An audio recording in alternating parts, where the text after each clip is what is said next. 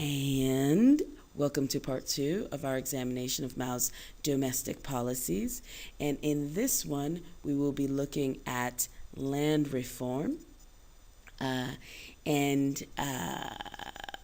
I'm sure you know, actually, I'm pretty much sure you probably have forgotten, looking at our learning outcomes. And our learning outcomes involve understanding what these domestic policies were, their impacts, and also analyzing them ideologically, practically, etc. So let us begin our journey. In 1950, Mao began a series of land reforms. And they essentially were a continuation of the reforms that, or not exactly reforms, but Mao's policies that he enacted or encouraged during the Civil War in areas that that the CCP controlled, or areas that they were entering and attempting to garner support. Now we're talking about 1950, and so before we move on, think about what's happening in 1950 in terms of one, the Civil War has really just ended, and this is basically like the first real thing that Mao is doing to shape the nation to reflect his ideology. The other thing that you need to do is go back to the notes of consolidation of rule and maintenance of power, and look at what other policies were being enacted in 1950. Because we tend to look at it as a boom, boom, boom. This is what's happening in 1950. However, there are a series of things that are going on, and they will interact and influence with each other. And that interaction provides a really awesome place for you to begin analysis. All right. So land reform in 1950, first we need to look at the goals. Remember, whenever you are asked to assess the success, one of the things that you need to do is to look at what the goals are, what the outcomes are, and then the space between those goals and outcomes is part of what you discuss. So the ways that it met the goals and the ways that the policy may have failed to do so. All right, so land reform. Ideologically, so this is something you know from looking at Mao's ideology, and we've spoken about this, it's supposed to be a bottom-up. The peasants are supposed to lead the revolution. So one of the goals here was to give the peasants the tool to lead the revolution. And the tool was the seizing of landlord stuff and redistributing the possessions. So the peasants were encouraged to take control of the revolution, make the revolution happen, by not waiting for the government to redistribute, but they themselves forcing the redistribution. Now, the results of this, 2 million people are dead. Later on, there will be a video clip that discusses, that shows some of what is going on. But essentially, as part of the struggling that we discussed before and the violence, 2 million people will be dead. So in 1950, at this time, you still have private ownership and cooperative farming given the small size of farms. One of the things we're going to talk about a little later on is this idea of what he's doing with the economy in terms of national socialism at this point in time. National capitalism. So you still have private ownership, and as a matter of fact, this in many ways is what people wanted. And you have a lot of farms that are quite small, and people are cooperating or working together to maximize their profits and maximize their ability to intensively use the land. So by the time we get to 1954, you have a large number of cooperatives. So the movement towards cooperatives, that is farmers working together, they share tools, they share labor, but people still own their own plots. So whatever comes off of your plot is yours to do whatever you want with. But by 1954, we have a large number of cooperatives, and then collective farming begins because this land reform and land redistribution was successful. If you look at this handy-dandy graph here, what it's showing you is the percentage of families in China and the different types of cooperative firms. I just read that from the top, you know. So you have these mutual aid societies. Everybody still owns their own land, but they're going to share their equipment, like say the plow, and they will share the animals, like the plow animals that and they would share the maintenance and sort of like the cost of having these things, but everybody still owns their land. The next level is the lower level cooperatives, and now you have more households. Mutual aids were often sort of like families. So you pool the land, but so like the land is basically owned by the cooperative. And but everybody shares the profits based on how much of the original land is yours and how much of the equipment used came from you. And then by the time we get to the third level, we're talking about higher level cooperatives. And these are essentially collective farms. So government controlled collective farms, you have 200 to 300 households, and land is collectively owned.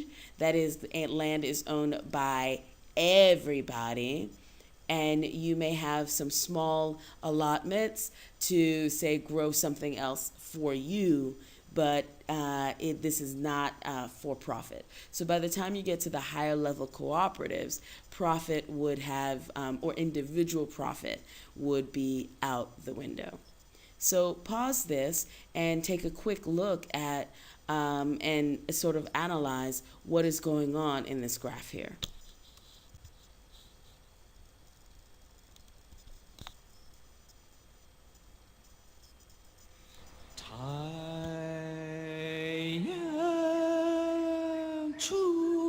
In the countryside, the changes were just as profound. For centuries, most peasants had struggled to survive hardship and poverty.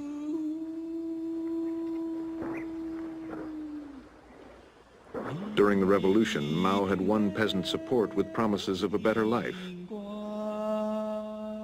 Now he gave them land.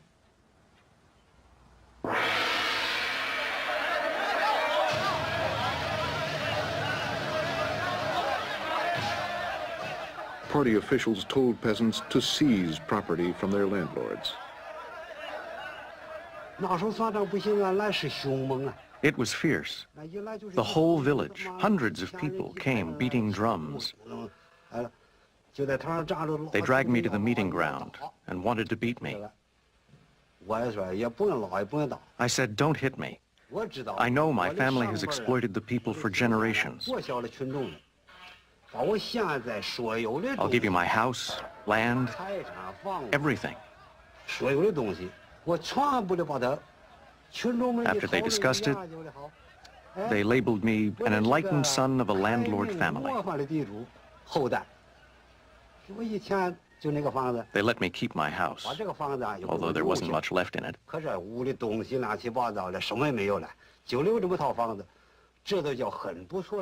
But in fact, I did well.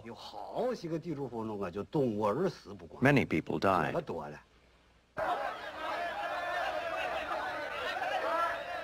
Officials encouraged peasants to humiliate and beat their landlords.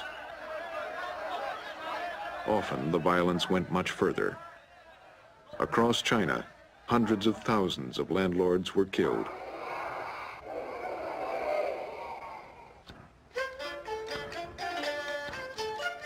Nearly half of all China's arable land was distributed to poor peasants.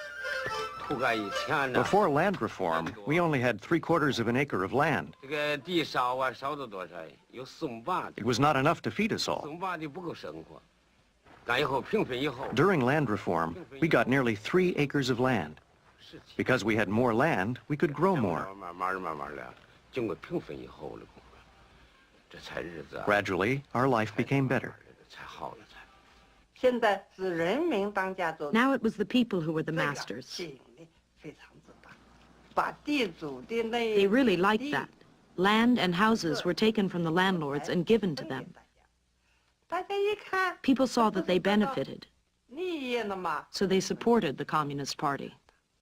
So the preceding video gave you a little bit more information about how people in China viewed this and experienced this land reform. Now keep all of that in mind. We're going to do a small bit of analysis to help you do big time analysis. Here we go. So one of the things that we can say about this is that Mao is pretty inconsistent, right? Because the land reform is one thing, but the inconsistency comes a little bit later as a reaction to this land reform. Initially, the pace of cooperative farming was really too fast.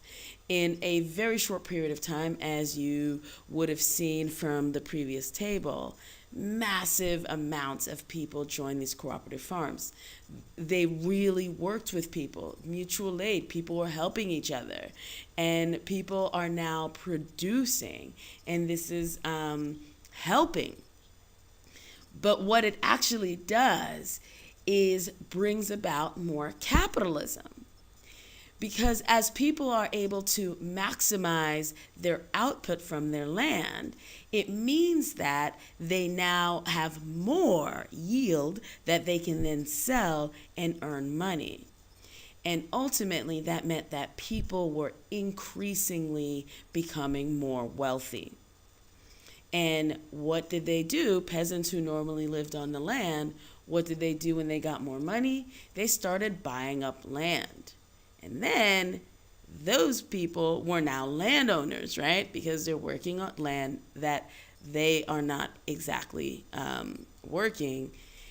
And now they have even more land that they can work really hard in cooperation with other people to maximize their yields, maximize their outputs, which they then sold and gained more wealth, etc., etc. I think you got it.